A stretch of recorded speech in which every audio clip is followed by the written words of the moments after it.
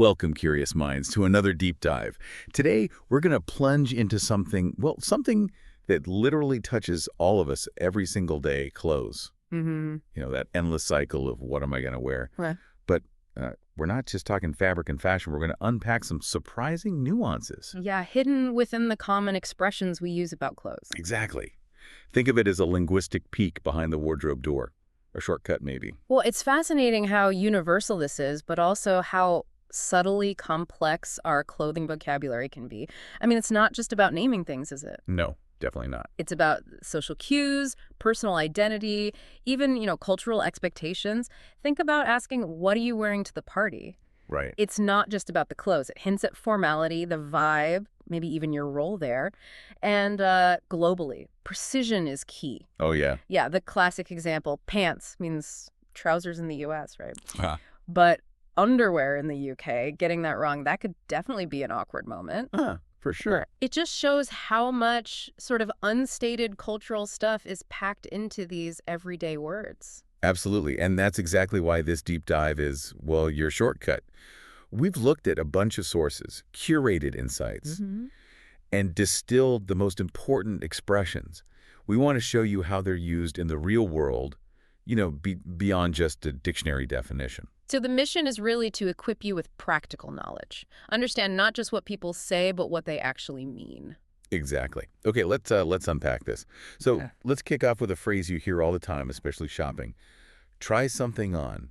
Seems simple enough, right? It does, but there's more to it. It's not just putting clothes on. Okay. To try something on implies like a critical look, a little performance for the mirror maybe. You're in the process of deciding. Ah, You're testing it not just fit, but comfort, style, how it feels for you. It's done before you commit, usually in the store.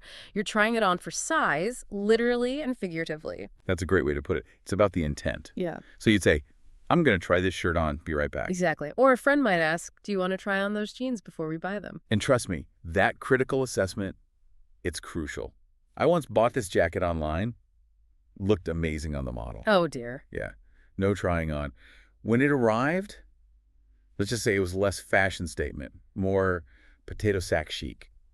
A real reminder to, actually try things on. A cautionary tale indeed. Okay, moving out of the fitting room, let's talk about dress up. We know it means nicer clothes, generally, but what's the nuance? Well, dress up definitely means wearing more formal stuff than usual weddings, fancy dinners, that sort of thing. You're presenting a more elevated version of yourself. Right. But what's interesting is how flexible it is. It also means wearing costumes, like dressing up as a pirate for Halloween. Okay, good point. So that dual meaning shows how clothes can be transformative, right? True. You step into a different role, maybe a fancier social one, or maybe a completely fantastical one. It's about signaling who you are in that moment. That's a really powerful way to look at it. Yeah. Not just formality, but projecting a different self. So you might hear, you don't need to dress up. It's casual, signaling comfort. Exactly. Or she dressed up as a pirate, and the same phrase means something totally playful, theatrical even. Okay. And our third key expression, this one's quite evocative, Yeah. fits like a glove. What's the deeper meaning here? Oh, this idiom is great. It's more than just the right size. When something fits like a glove, it means it's perfect, snug, comfortable, and it just makes you look and feel great. Confident. Yeah, I get that feeling. It's a big compliment for the item. You'd say, wow, this jacket fits like a glove. I'm definitely getting it. Or, these shoes fit like a glove, no breaking in needed. Exactly. And the beauty is, it's not just for gloves, obviously. Jeans, shirts, hats, a tailored suit. It's that moment when something feels like it was made just for you. That feeling of, yes, this is right. It goes beyond just the fabric. All right, so we've got these individual phrases. How do they work together? Let's imagine a scene. Two friends, Jamie and Tasha, shopping. Okay. And as you listen, think about what the phrases reveal about them and how they feel about clothes. Okay, here we go. Jamie says, hey, Tasha, check out this blazer. What do you think? Tasha replies, ooh, very stylish. You should try it on. Jamie, good idea. I'll be back in a sec. Then Tasha sees Jamie. Wow, it fits like a glove. You look amazing. Jamie, maybe a bit shyly. Really? I'm not used to dressing up. I usually live in hoodies. Tasha encourages, well, this is a glow up. You're totally getting it right. Jamie sighs. Ugh, yeah. My wallet's going to cry, but I'm getting it. Okay, classic shopping moment. Totally. So what's going on there? Tasha, you should try it on. It's more than just practical advice, isn't it? Definitely. It's encouragement, an invitation to maybe step outside Jamie's usual style. Right. And then her erd. It fits like a glove. Yeah. That's strong praise. It's not just about size. It's saying this look works perfectly on you. Exactly. And Jamie's response, I'm not used to dressing up. I usually live in hoodies. That's very revealing. How so? It shows a default style, a comfort zone. Not used to suggests it feels a bit unfamiliar, maybe even slightly uncomfortable to be in smarter clothes. I see. And then that brilliant bit of slang, my wallet's gonna cry. Huh, yeah. Okay. So relatable. It is. It perfectly captures that feeling, loving something expensive, knowing it'll hurt to buy it, but deciding it's worth it. It tells you the item has value to Jamie, all wrapped up in a bit of humor. Okay, perfect transition to our Fluency Builder segment. This is all about helping you sound more natural, more nuanced when you talk clothes. Upgrading your linguistic wardrobe, if you will. Let's do it. Okay, transformation 1. Instead of just saying, this jacket looks good on me, which is fine, but a bit basic, try the more expressive, this jacket fits like a glove. It says so much more, right?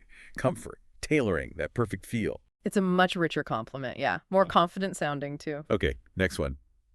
Instead of the factual, maybe slightly stiff, I wear formal clothes. Try something more conversational, like, I like to dress up now and then. Yeah, that sounds much more natural. It gives a glimpse into your personal style, your habits. Less like a statement, more like sharing something. Exactly. And when you're in a store, ready to check the fit, instead of, I want to test this shirt. Which sounds a bit like a lab experiment. Right. Just use the standard natural phrase, I'm going to try this shirt on. Everyone knows exactly what you mean. It signals your purpose clearly. Absolutely. It's just what people say. And a bonus tip from us. Ooh, okay. Instead of saying, I don't like fancy clothes, which can sound a bit blunt, maybe even a little negative. Try something like, I'm more of a casual dresser. Yes. It sounds much smoother, more descriptive. It states your preference positively without putting down other styles. It's elegant, communicates your style preference clearly. Nice one. So there you have it. We've unpacked some really key clothing expressions. Try something on that moment of assessment.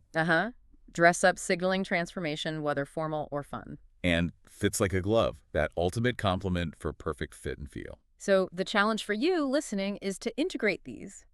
This week, try to actively notice and maybe even use these phrases. Yeah, maybe when you're shopping or you see someone looking sharp or just thinking about your own wardrobe choices. What do these phrases really signal in context? Pay attention to what they reveal about the situation, the person speaking. Yeah. Those subtle social cues. And hey, feel free to listen back to this deep dive. Sometimes letting it sink in helps. Practice isn't just repeating, it's engaging with the ideas. Right. And that brings up a final thought for you to sort of mull over. Consider this. How does the language we use for something seemingly simple, like clothes, how does it reveal deeper things about our culture, our habits, maybe even our identity? And how could paying more attention to these everyday words enhance how you understand the world around you? Not just in English, but, in any language. That's a great thought to end on. Thank you for joining us on this deep dive. Our pleasure. Keep exploring. Keep practicing, keep smiling, and keep learning.